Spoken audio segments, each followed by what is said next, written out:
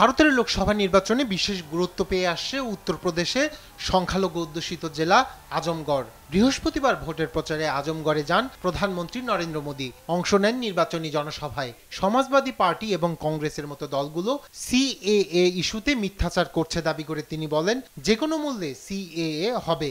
मोदी की गारंटी का मतलब क्या होता है? सीएए कानून है।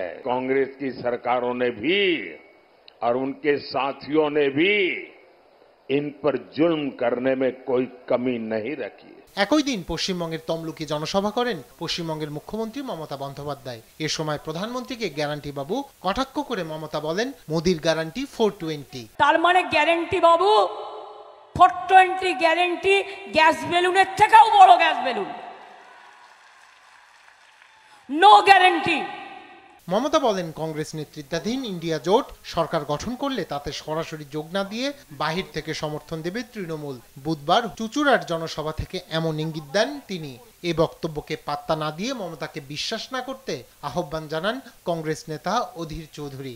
मैं उनसे भरोसा नहीं करते, गठबंधन छोड़ के भागी उन्होंने, उनकी बातों पे कोई भरोसा नहीं। अगर बीजेपी की तरफ ज्यादा भारी रहे तो उस तरफ भी जा सकते। मुझे उनके ऊपर कोई भरोसा नहीं कि गठबंधन तोड़ने वाली মমতা ব্যানার্জি। এদিকে লোকসভা ভোটের মধ্যেই নাগরিকত্ব সংশোধনী আইন সিএএ অনুযায়ী আবেদনকারীদের প্রশংসাপত্র বিলি শুরু করেছে মোদী সরকার।